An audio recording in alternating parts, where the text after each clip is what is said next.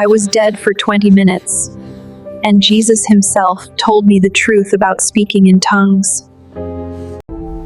Jesus showed me why tongues aren't strange. They're the purest love language between God and us. My name is Sophia. I never imagined that something as simple as an appendix surgery could bring me to the very edge of life itself. The doctors told me it would be quick, routine, nothing to worry about. But in a single morning, everything changed. My heart stopped. My lungs stopped. For 20 whole minutes, I was gone. And yet, as I speak to you now, I can tell you this. Death was not an end for me. It was an unveiling. A doorway. A moment when all my assumptions about God, about faith, about what it means to truly be alive, collapsed in an instant. I want you to pause with me here. Imagine being told you'll only be in the hospital a few days, maybe a week. You expect recovery, you expect to get back to your life. And then, instead, your body betrays you. Your pulse disappears. Your breath is stolen. You are nothing but silence and stillness on a cold table. That was me. But while everyone else thought it was over, for me something far greater had begun. During those 20 minutes, I stepped into a reality more real than anything I had ever known. I don't need to describe colors, gardens, or skies to you now, because what mattered was not the scenery, it was the presence. The overwhelming awareness that I was not alone. I encountered Jesus himself, and in his eyes I saw what I had longed for all my life without even knowing it. Unconditional love, absolute understanding, and a peace that silenced every fear. But before I tell you what he showed me, I want to be honest about where my heart had been. I used to think spiritual gifts were confusing, maybe even fake. I had seen arguments in churches, people debating, people dividing, some mocking, some afraid. I told myself that tongues and other things were just emotional tricks. Maybe you've thought the same. Maybe you've doubted too. I know that place of skepticism very well. And that is why what happened to me was not only shocking, it was humiliating. Because Jesus met me at the very place of my unbelief. He didn't scold me. He didn't shame me. Instead, he showed me something I had resisted all along. He revealed the truth about speaking in tongues, not as a strange performance, not as a requirement for salvation, but as a love language of the soul. When I stood before him, I realized that my intellect, my arguments, my pride, all of it dissolved in his presence. What remained was just a child who longed to be understood. And he said, "Sophia, this is the gift I gave to my children so they would never feel alone. A secret language, not to divide, but to draw them close to me." That pierced me deeper than any surgery knife ever could. Because I knew, in that moment, that I had been wrong. My resistance had robbed me of intimacy with God. My pride had kept me at a distance when his heart was always near. Friend, as I share this with you, I want you to feel not just the strangeness of my story, but the invitation it carries. Maybe you have also dismissed certain things of God. Maybe you have argued, or doubted, or even mocked. But I want you to know this. Jesus does not reject you for your doubts. He meets you in them. He takes your resistance and gently replaces it with truth. In those 20 minutes of death, I didn't discover emptiness. I discovered love, love so profound that it changed me forever. And the first lesson he gave me was this. The gifts of God are not about show. They are about relationship, about connection, about breaking down every wall of fear so that his children can hear his heart clearly. I thought I was going in for surgery. Instead, I was going in for an encounter with eternity. And that encounter began not with beauty around me, but with the shocking realization that Jesus himself wanted to correct my heart. That is where my story begins. When my eyes opened again, I was no longer in the hospital. I stood in a reality beyond anything I had ever imagined. And right there before me was Jesus, so real, so personal, so overflowing with love that I felt undone. His gaze carried no accusation, only compassion. For the first time in my life, I felt completely safe, completely known. Jesus reached out his hand and simply said, "Come." There was no force in his voice, only invitation. As I placed my trembling hand in his, a warmth rushed through me. Not like physical heat, but like the assurance that I belonged to him. Step by step, he led me into a place he called his garden. I cannot describe the flowers, the trees, or the songs they sang in any way that would do them justice. But what mattered most was what was happening inside me. With every step, my fear melted away. The years of doubt, of skepticism, of pretending to believe while secretly holding back, all of it was dissolving. In their place came a quiet certainty. I was loved, and I was meant to be here. Sitting on a rock that shimmered with light, Jesus looked at me with eyes that seemed to see through every wall I had ever built. Yet, instead of exposing me to shame, his look healed me. He spoke softly, "My child, I brought you here because I want you to understand something many of my children have misunderstood. You are not alone in your confusion, but I want to show you the truth." I could feel the weight of his words settle deep into my heart. For so long, I had avoided conversations about the spiritual gifts. I told myself they were either outdated or unnecessary. But here I was with Jesus himself, and he was preparing to explain them in his own way. Tears welled up as I realized this was not just about doctrine or debate. This was about intimacy, about Jesus drawing me into his heart and saying, "You are worth the truth. You are worth clarity." And as I sat there, trembling yet held by his love, I knew I was about to hear something that would change me forever. Jesus looked at me with that patient smile that felt like sunlight warming a frozen heart. He said, "Sophia, do you know how a baby communicates with its parents? The baby does not use complete sentences, and often the sounds make no sense to others. But the mother understands. The father knows. Because every sound carries the cry of the child's heart." I nodded slowly, remembering my little cousin who used to babble to his mom, sounds without meaning yet filled with connection. That, Jesus continued, is what speaking in tongues is like. It is not about logic or vocabulary. It is not a performance. It is a love language between you and me. A child speaks and the parent understands, even if the child does not. So when my children speak in tongues, their minds may not understand, but their hearts are pouring out love and trust. And I understand every sound. Those words pierced me. All the years I had dismissed this gift as strange or unnecessary suddenly felt heavy on my conscience. I had been so focused on control, on reasoning, on proving my faith was mature. But in that moment, I realized I had missed the very essence of childlike faith, the courage to speak without fear of being misunderstood, to simply let the heart cry out to God. Jesus reached over, placing his hand above mine. When you pray in tongues, you are not trying to impress others. You are not trying to prove holiness. You are simply letting the Spirit inside you speak freely. It is the purest kind of prayer because it bypasses pride and fear. Tears streamed down my face as his words sank deeper. I felt as though he was inviting me, not just to understand, but to return to being a child before him, unguarded, unashamed, unafraid. And maybe that is what you need too. Maybe you've been holding back, trying to control everything, afraid of surrender. But Jesus is saying the same to you now. Let me hear your heart. Even if your mind doesn't understand, I do. And that is enough. Friend, if you long for his protection, if you desire his nearness, take this as his invitation. Speak honestly to him. Open your heart. And if you are willing, leave a comment below, say amen or share your heart. Let it be your step of faith, and may Jesus cover you with his sheltering love.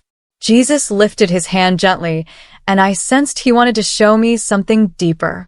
His voice carried a calm authority as he said, "My child, the gift of tongues is not one single color. It is like a rainbow, and each color has its own purpose. Let me show you." I watched as he unfolded 4 ways, each distinct yet connected, like different streams flowing back to the same ocean. The first, he said, is a personal prayer between you and me. When my children are alone, their words run out, but their hearts still long for me. In that moment, the Spirit inside them speaks directly to me. It strengthens their inner life like exercise strengthens the body. I felt my heart ache as he described this. I remembered nights when I had prayed but felt empty, unable to find the right words. How different it would have been if I had trusted the Spirit to pray through me.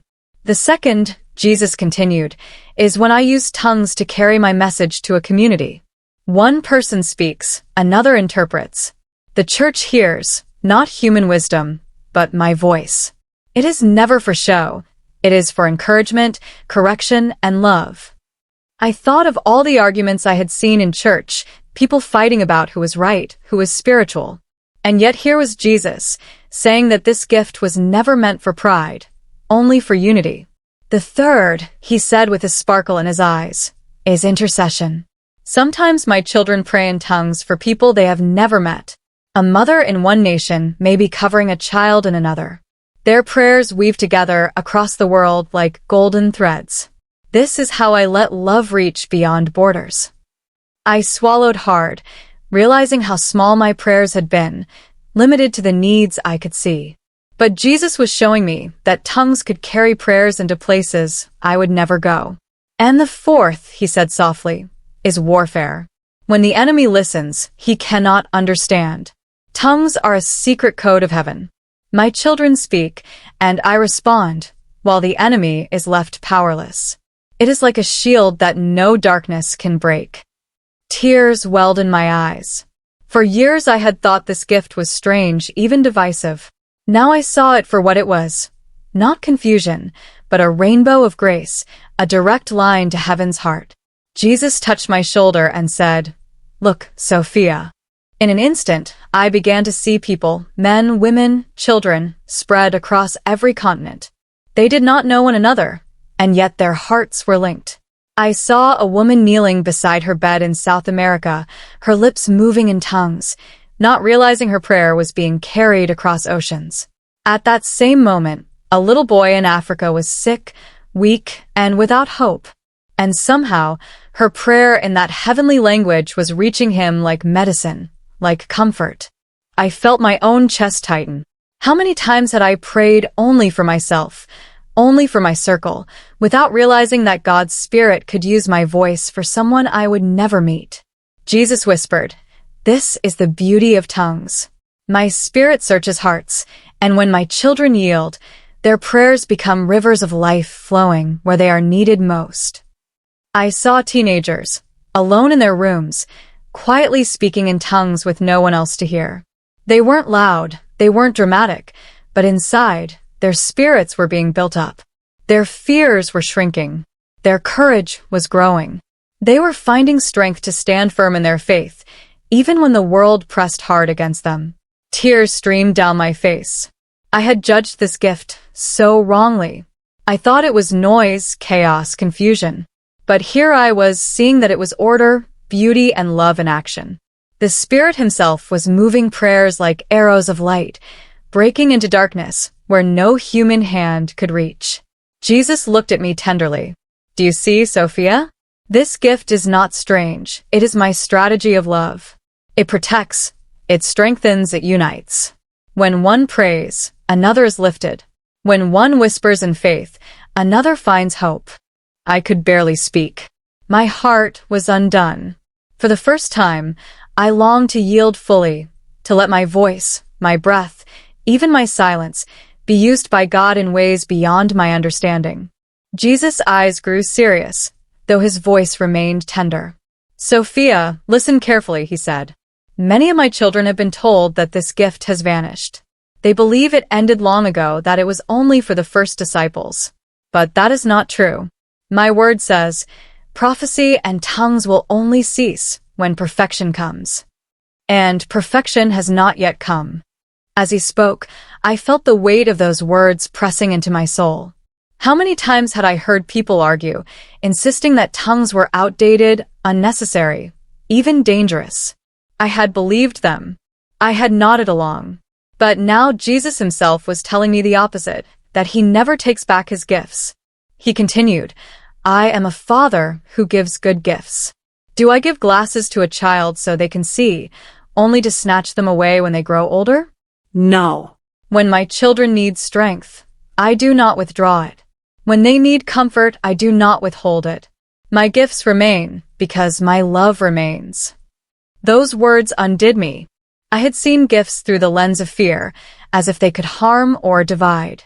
But Jesus was showing me that his gifts always carry the same signature. They produce good fruit. They draw people closer to love. They reflect his heart. Jesus leaned closer, his eyes piercing but gentle. You can always know if something is from me by looking at what it produces. If it creates love, peace, patience, kindness, it is mine. If it stirs pride, confusion, division, that is not from me. My gifts never lead to destruction. They always lead to love. Tears streamed down my face as I realized how many years I had misjudged. I had labeled what I did not understand as unnecessary. I had even mocked others in my heart. But in that moment, all I could feel was grief for the pride that had blinded me and gratitude that Jesus was patient enough to correct me with love instead of anger. Friend, maybe you too have doubted. Maybe you have been told this gift is strange or no longer real. But hear what Jesus says. I never take back my gifts. They are alive because my love is alive. Jesus' expression grew gentle but firm as he continued. Sophia, when my children pray in tongues, they are surrounded by a shield the enemy cannot break. Darkness may try to draw near, but it finds no way in. Because this language is not of earth, it is of heaven. And heaven is beyond the reach of the enemy. As he spoke, I saw it clearly. A woman who woke every morning burdened with sorrow. She prayed in tongues, and though shadows pressed close, they could not touch her. It was as if invisible walls rose up around her, walls made not of stone but of light. Tears stung my eyes. For years I had wondered why some believers carried such peace even in storms. Now I saw the answer. They weren't fighting alone. The Spirit was interceding for them, wrapping them in protection stronger than any fear. Jesus leaned closer. And not only protection, Sophia, guidance. When my children do not know which path to take, tongues open a channel for my wisdom to flow. Their minds may be clouded, but their spirits are clear. I plant pictures, direction, and peace in their hearts. Immediately, I saw a young man at a crossroads. He was torn between two jobs, both offering different futures. He prayed in tongues, and suddenly, clarity filled him. Not from logic, not from calculations, but from the Spirit whispering, "This is the way, walk in it."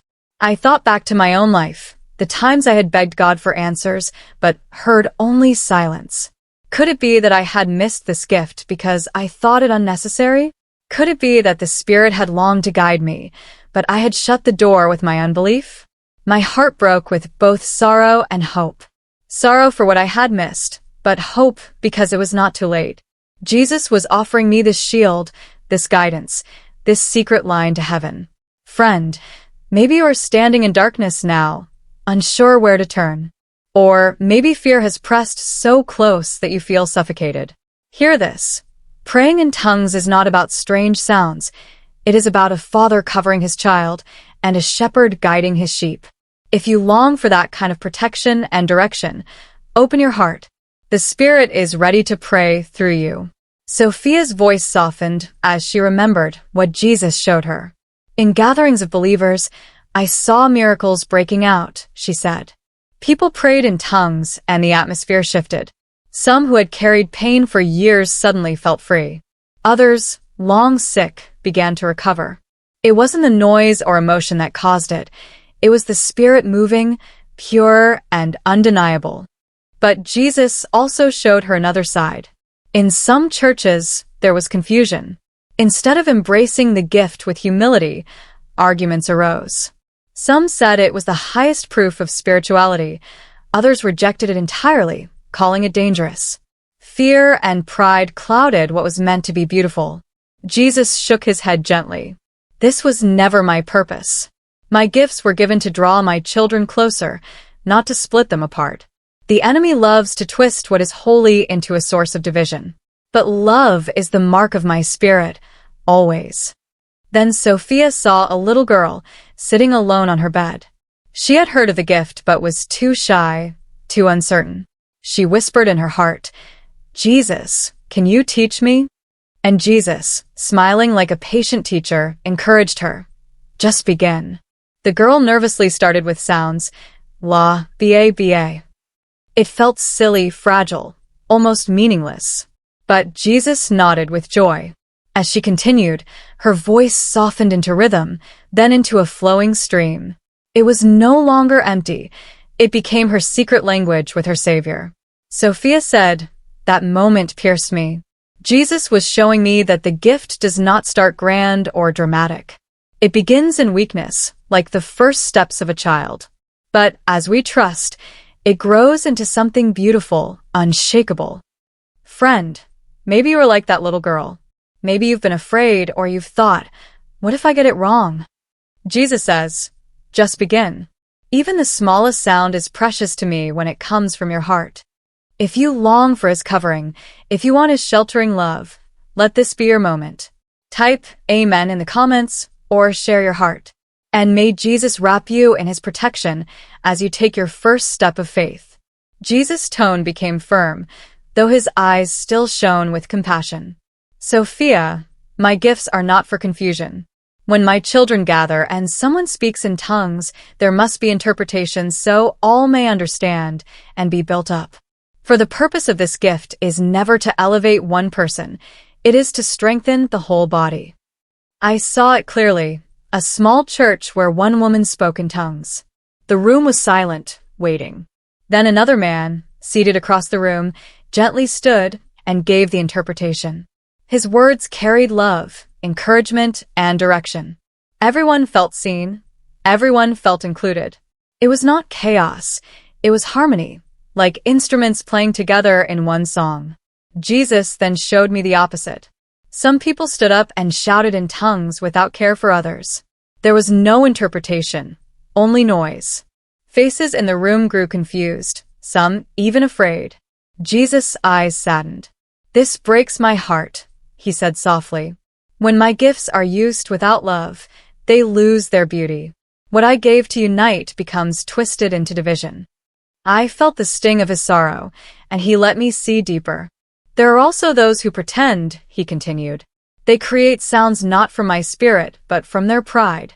They want to look important, to be admired. But pride is not my voice. My gifts are always clothed in humility." Tears filled my eyes as I remembered times I had mocked others, assuming it was all fake. Now I saw that some truly were false, but others were genuine, humble, born of love. And the tragedy was that the false often caused people to reject the true. Jesus placed his hand over my heart. "Sophia, the test is simple. Look for the fruit. Real tongues will always bring humility, unity, peace, and love. Counterfeits bring pride, disorder, and fear. Judge not by the sound, but by the spirit behind it." Those words sank deep. I realized that discernment was not about suspicion, it was about recognizing love. Where there is love, there is truth. Where there is humility, there is my spirit. Friend, maybe you have been confused, maybe even hurt by what you've seen. But remember this. The gifts of God are not proven by noise or display. They are proven by love. And where love is, his spirit is present. Jesus' voice grew brighter as he spoke of the days ahead. "Sophia, there will come a time of great revival. My spirit will move across nations, and tongues will rise like a symphony that reaches heaven itself. My children, young and old, rich and poor, will pray in the secret language, and through it, I will strengthen them to endure and to shine in the darkness." I saw a glimpse of that vision. Millions of believers in schools and homes, in churches, even in hidden places of persecution, all lifting their voices in tongues. The sound was not chaotic. It was one song, one heartbeat, ascending like incense before the throne of God. And as it rose, chains broke, fear dissolved, and love spread like wildfire. Then suddenly, the vision faded, and I was back in my fragile body. The beeping of hospital machines filled my ears. Nurses surrounded me, astonished that I was alive. But deep inside, I knew why. Jesus had sent me back with a message. When I regained strength, the first thing I did was call my pastor. At first, he was hesitant. Our church had long believed tongues were outdated. But as I poured out what Jesus had shown me, his heart softened. He began to study the word anew. Slowly, the whole congregation shifted, and miracles followed. Sick bodies were healed. Broken families found reconciliation. Young people who had run from faith returned with tears in their eyes. Our church, once dry and divided, became alive with love, unity, and power. The gift of tongues was no longer feared. It was embraced as a sign of God's nearness. Friend, as I finish my story, I want to leave you with this. The gift of tongues is not about showing off, nor is it about earning salvation. It is about love. It is about connection. It is about God equipping his children for the days ahead. If you long for his protection, if you desire his covering love in your life, I invite you now, leave a comment below. Write, Amen, or share your heart. Let it be your act of faith. And may Jesus himself shelter you, guide you, and strengthen you for the revival that is coming.